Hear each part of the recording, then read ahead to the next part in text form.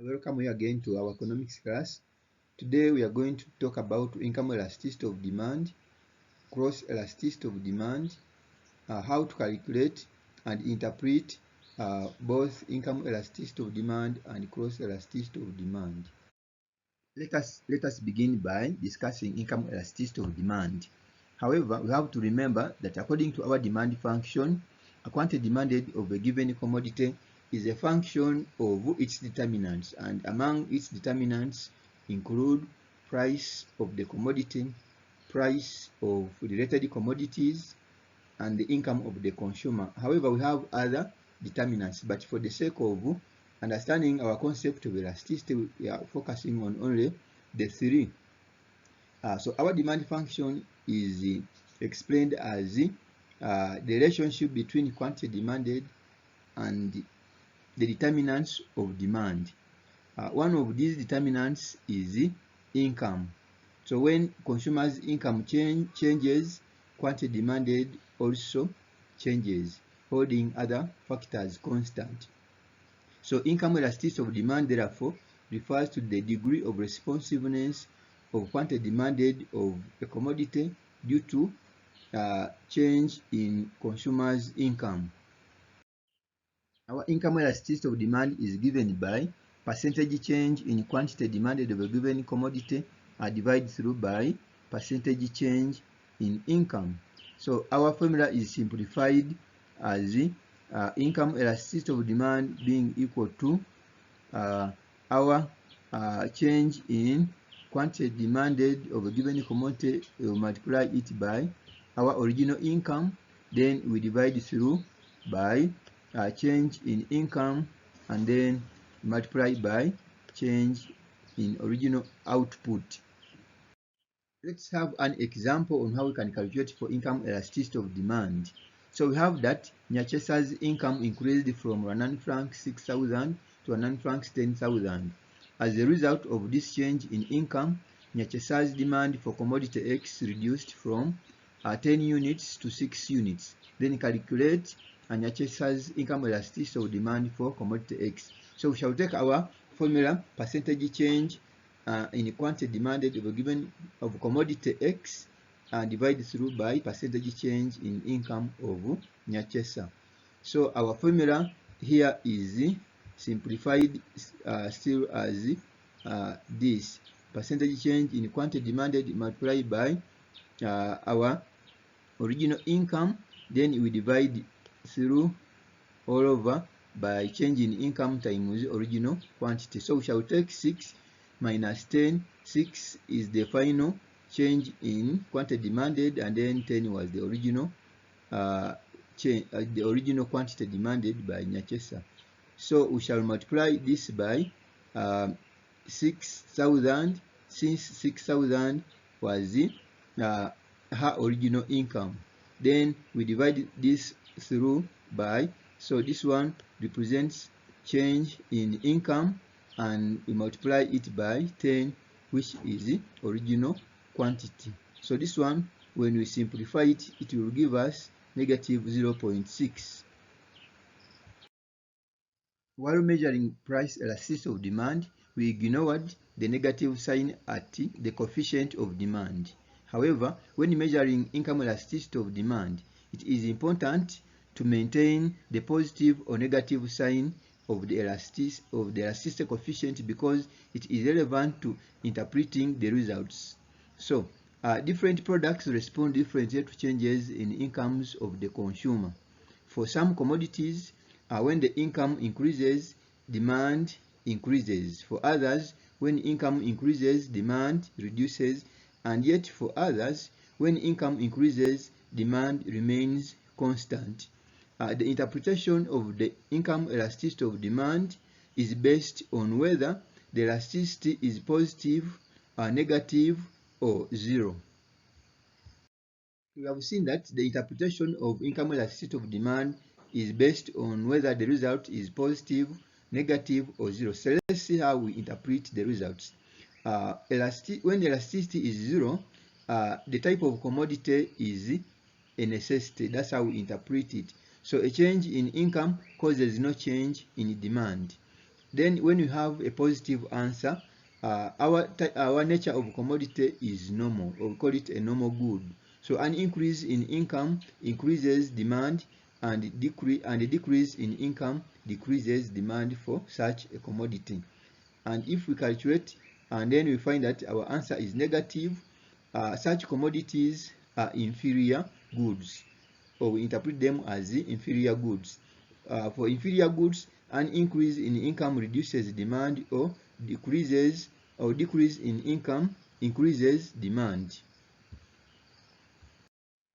So we can therefore use the coefficient of income elasticity of demand to determine whether the good in question is normal, inferior, or a necessity. Let's take an example below.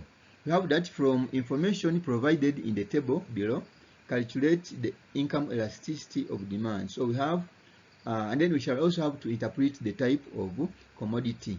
So we have our original income as 7,000 and our new level of income as 10,000.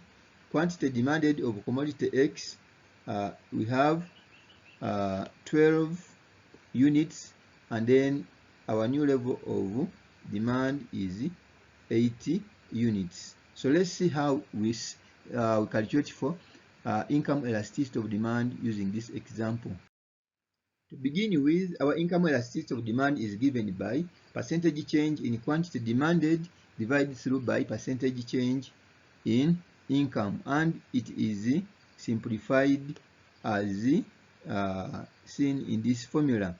So we get change in quantity demanded times original income, and then we divide it through all over by our change in income times original quantity. So in this example, we shall take 8 minus 12 to get our value of change in Q. Then the value we shall get here, we shall multiply it by 7,000. 7,000 was our original level of income.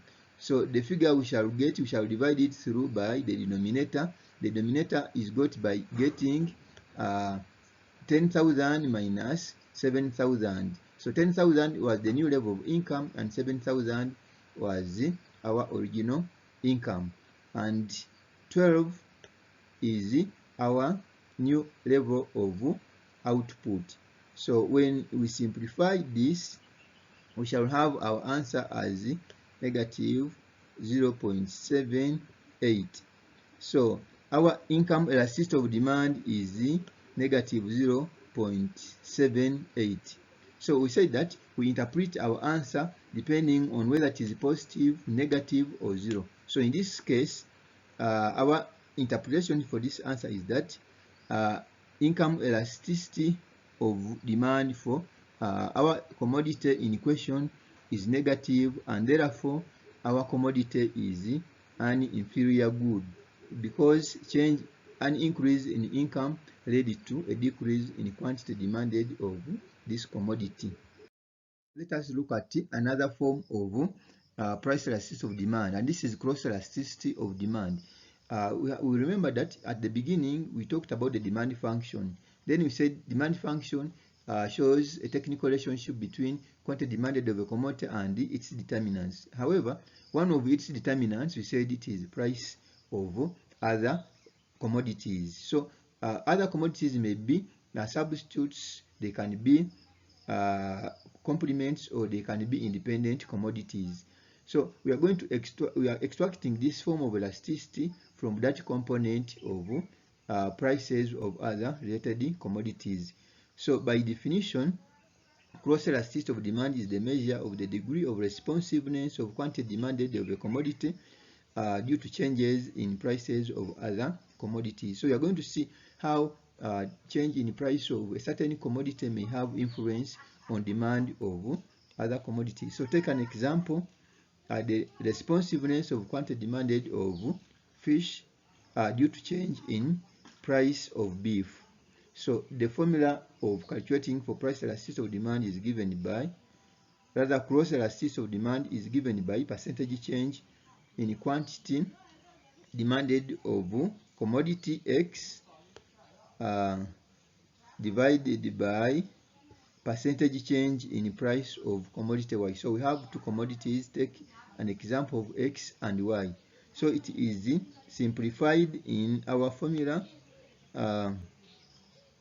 Percentage change in quantity demanded of commodity X multiplied by price of commodity Y, then divided through all over by percentage change in price of commodity Y times the original quantity of commodity X.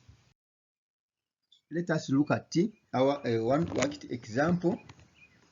So, assuming that the annual price of football tickets sold at football stadiums in Kigali for the year 2017 was at 100 francs 4,000, whereas the amount of mineral water bottles sold at the stadiums was 1 million units.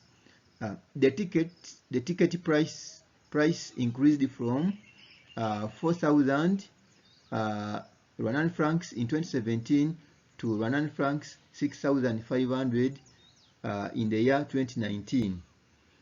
And you assume that there was a decrease in sales of mineral water from 1 million units to 650,000 units. So let's see the relationship that might be there between the tickets for football and the amount of mineral water which is sold. So we have our formula for cross elasticity of demand is given by percentage change in quantity demanded of commodity X or good X. In this context, it is mineral water, and then divided through by percentage change in price of commodity Y. And our price for commodity Y, we are going to assume that its price for football tickets. So our formula is summarized as percentage change in commodity X times price for commodity Y, and then we saw that commodity X is mineral water, and price for commodity Y, that will be price for the football tickets, and we shall divide it through all over by percentage change in price of football tickets and multiply by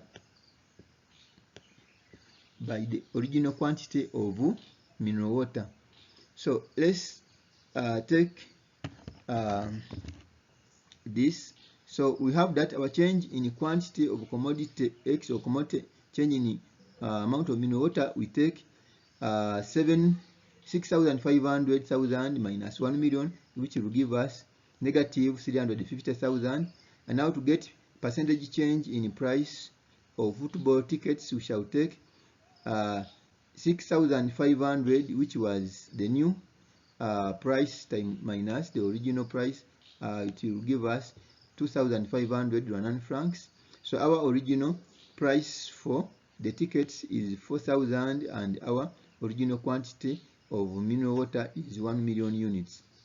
So when we substitute into our formula, we shall have negative 350,000 times 4,000 divided through by 2,500 times 1 million. So this will give us an answer which is negative 0.56. So we are going to see how we interpret this answer. Interpretation of cross elasticity of demand. So we are going to see how we interpret our cross elasticity of demand. So when it is positive, then commodity X and Y are substitutes.